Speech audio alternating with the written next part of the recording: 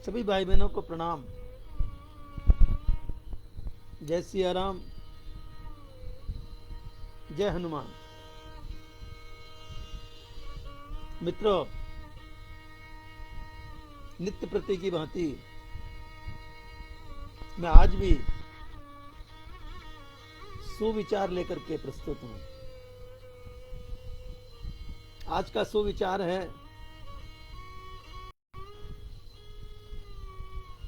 ज्ञानी पुरुष को कभी भी आत्मश्लाघा नहीं करनी चाहिए। आत्मश्लाघा का अर्थ है कभी भी अपने मुंह से अपनी प्रशंसा नहीं करनी चाहिए, अपनी तारीफ नहीं करनी चाहिए, अपनी बड़ाई नहीं करनी चाहिए। और यदि वह करता है तो आप समझ लीजिए कि वो मनुष्य पूर्ण ज्ञानी नहीं है या ज्ञानी नहीं है, क्योंकि ज्ञानी पुरुष कभी भी अपने मुख से अपनी प्रशंसा नहीं करता है, बल्कि यहां तक कि कोई दूसरा भी उनकी प्रशंसा करता है तो वह संकुचित हो जाता है, संकोच करने लगता है, शर्मिंदा सा होता है। यही ज्ञानी पुरुष की पहचान है।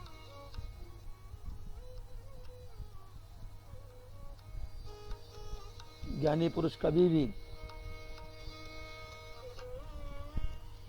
अपनी प्रशंसा से प्रसन्न नहीं होता,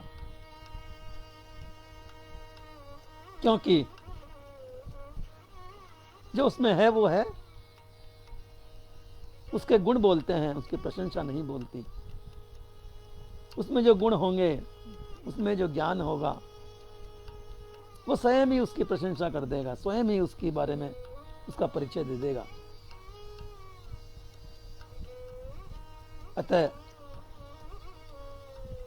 ज्ञानी पुरुष को चाहिए, मैं तो यह कहता हूं, ज्ञानी पुरुष को नहीं, किसी को भी अपने मुंह से, अपने मुख से खुद की बड़ाई नहीं करनी चाहिए। ऐसा जब वो करता है तो लोगों का हंसी का पात्र बनता है।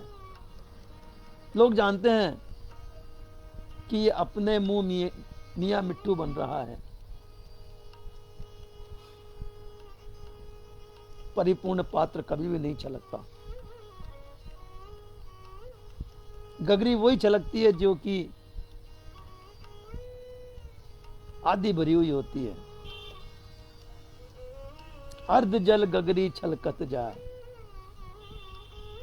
जो आधी होगी, जो आधा घड़ा होगा, आधा मटका होगा, आधा बर्तन होगा, वही छलकते हुआ जाएगा।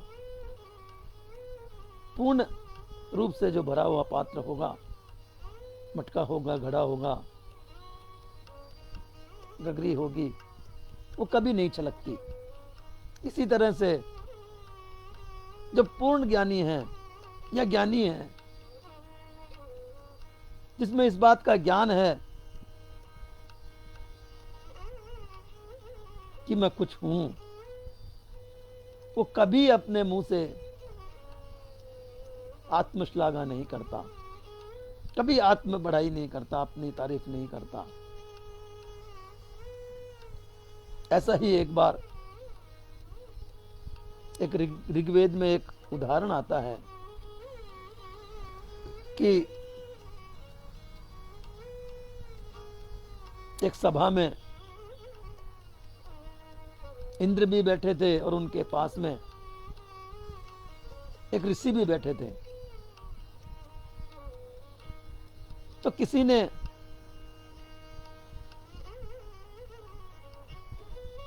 देवराज इंद्र की स्तुति की, तो उन ऋषि ने समझा कि ये मेरी स्तुति हो रही है, मेरी तारीफ हो रही है, मेरी बड़ाई हो रही है, मेरी प्रशंसा हो रही है। तो वो ऋषि अपने मन में फूले नहीं समाये और उनमें आत्मश्लाघा करने की मनसा उत्पन्न हो गई, भावना उत्पन्न हो गई। तो उन्होंने उस दिन के पश्चात लोगों को कहना प्रारंभ कर दिया कि मैं ही मनु हूं, मैं ही सर्व दुख हरता सविता हूं, सूर्य हूं, मैं ही मरुत हूं, मैं ही देव हूं, संसार में जो कुछ हूं मैं हूं, मेरे अतिरिक्त कोई नहीं है, मुझसे बड़ा कोई नहीं है। तभी तो मेरी इस दरबार में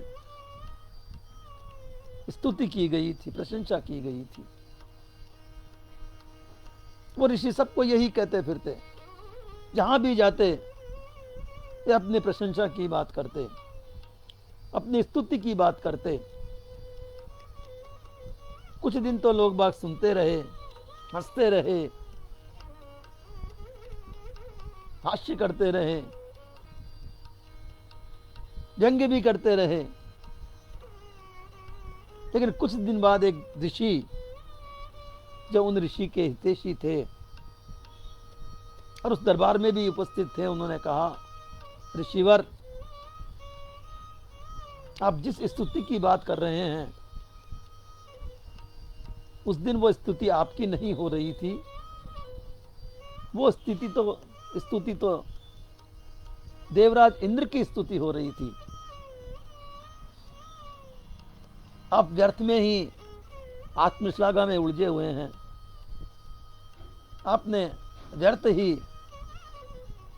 वहम पाल लिया है कि उस दिन आपकी स्तुति हुई थी और उस वहम के कारण ही आप लोगों से अपनी प्रशंसा करते फिर रहे हैं, अपने आप को सबसे महान मानने लगे हैं। ऐसा नहीं है, आप महान हैं, लेकिन इतने महान नहीं हैं कि आप अपने आप को मनु कह सकें, सविता कह सकें, सूर्य कह सकें, मरुत कह सकें,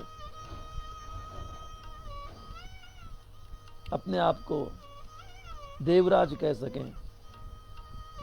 क्योंकि देवराज तो देवराज ही है, मनु मनु है, सूर्य सूर्य है। इसलिए आप इस आत्मश्लाघा को त्यागिए और प्रभु भजन कीजिए। शायद एक दिन ऐसा आए कि आप में भी कई प्रकार के ज्ञान पैदा हो जाएं, पूर्ण ज्ञानी हो जाएं, और तब आपकी भी प्रशंसा होने लगे। और जब आपकी प्रशंसा, जब आप ज्ञानी हो जाएंगे, तो आप अपनी प्रशंसा सुनकर के कभी भी इस तरह से नहीं इतराएंगे। आप शांत हो जाएंगे, क्योंकि इतराने का काम वही करता है जो ज्ञानी नहीं होता है या अर्ध ज्ञानी होता है। ज्ञानी मनुष्य कभी भी न तो अपनी प्रशंसा मुख से करता है, न दूसरों से अपनी प्रशंसा सुनने पर प्रसन्न होता है। तो मित्रों, जब उन ऋषि को यह बात ज्ञात हुई कि मैं उस दिन प्रशंसा मेरी नहीं हो रही थी, देवराज इंद्र की हो रही थी, तो वे बड़े शर्मिंदा हुए। उन्होंने अन्वेषण किया कि क्या मेरे मित्र ऋषि जो कह रहे हैं वो सत्य है। तो उन्हें यही ज्ञात हुआ कि उस रोज उस दरबार में जो स्तुति हो रही थी वो राजा इंद्र की हो रही थी, देवराज इंद्र की हो रही थी, मेरी नहीं हो रही थी। उन्हें बड़ा पछतावा हुआ, बड़े शर्मिंदा हुए। जिन जिन लोगों के साथ उन्होंने अपनी आत्मश्लाघा की थी, अपनी प्रशंसा की थी, उन लोगों के सामने आते ही वे शर्मिंदा होते थे और वे व्यंग्यात्मक हंसी हंस जाते थे। तो मित्रों, हमें कभी भी किसी की प्रशंसा सुनकर के, अपनी प्रशंसा सुनकर किसी के मुख से प्रसन्न नहीं होना चाहिए और ना ही अपने मुख से अपनी प्रशंसा करनी चाहिए। इसी को आत्मश्लाघा कहा जाता है। इस बारे में नीति सार में कहा गया है कि न स्तूयात स्वयमात्मानं गृहीत्वा वै निजात गुणान। कभी भी अपने आत्मसात, अपनी आत्मा से, अपने मुख से अपनी प्रशंसा नहीं करनी चाहिए। स्तुवनिन्द्रवदात्मानं वामदेवो ललज्जवा। उसी ऋषि